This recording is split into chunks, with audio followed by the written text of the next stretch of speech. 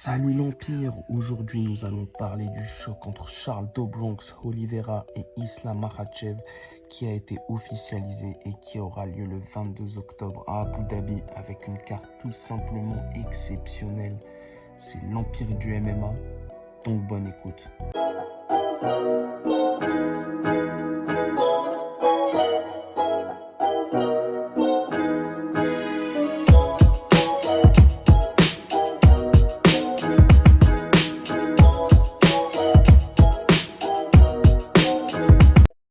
On va donc s'intéresser à ce choc tant attendu et que les fans de MMA attendaient avec impatience entre Oliveira et Islam Makhachev.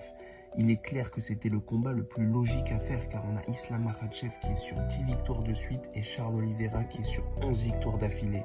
C'est clairement le combat de l'année et les styles de combat de ces fighters fait encore plus monter la hype.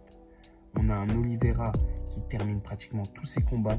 C'est le combattant avec le plus grand nombre de soumissions de l'histoire de l'UFC, au total 16, et aussi le combattant avec le plus de finishes de l'histoire de l'organisation, au total 19. Il est sur 3 victoires de suite sur finish actuellement. Il a notamment finalisé des Michael Chandler, Dustin Poirier et Justin Gaethje récemment. Que des gros noms. En termes de combattant, Oliveira est un jiu-jitsu très agressif et maître dans la discipline.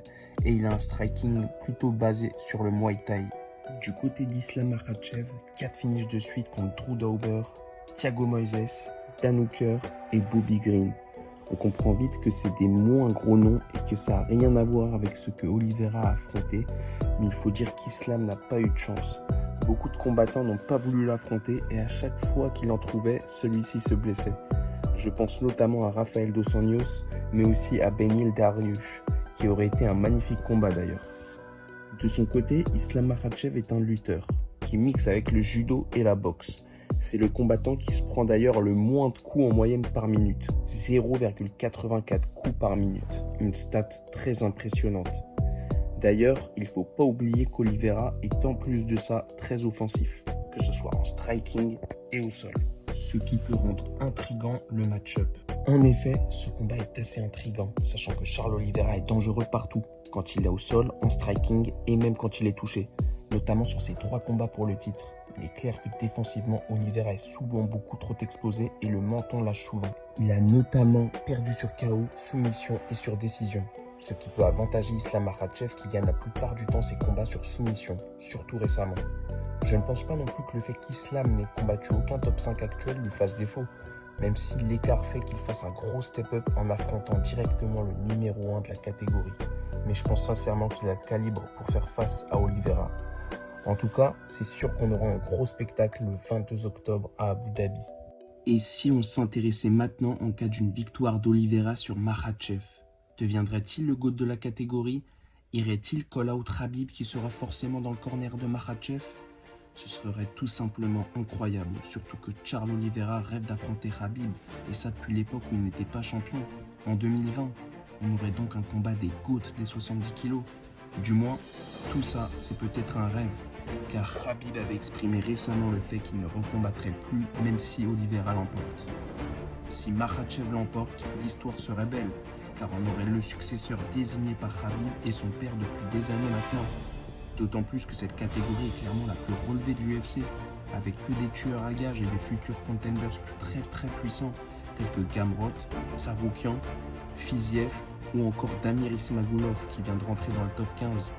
On risque donc de ne jamais s'ennuyer dans cette catégorie. En tout cas, ce 22 octobre, nous allons probablement avoir le plus gros combat de l'année entre 2 combattants avec un niveau incroyable et des séries de victoires énormes. C'était clairement le combat qu'on attendait le plus pour la ceinture. Car oui, c'est un combat pour le titre vacant.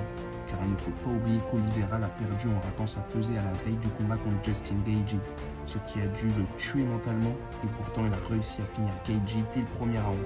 Pour vous dire le gros mental de cet homme qui vient du fin fond des favelas et qui n'a forcément jamais connu pire que dans la rue, pas même la perte de sa ceinture. Car aujourd'hui, il reste un combattant avec de nombreux fans et commence même à devenir une star. Et ça, grâce à ses combats pour le titre à chaque fois spectaculaires. Mais ce 22 octobre, il va avoir affaire à un Makhachev plus que jamais déterminé pour devenir le team successeur de son meilleur ami d'enfance, Khabib Nurmagomedov. Et bien voilà l'Empire, la vidéo se termine ici. Dites-nous en commentaire qui vous voyez l'emporter pour ce combat titanesque le 22 octobre à Abu Dhabi. On a hâte de le voir en tout cas.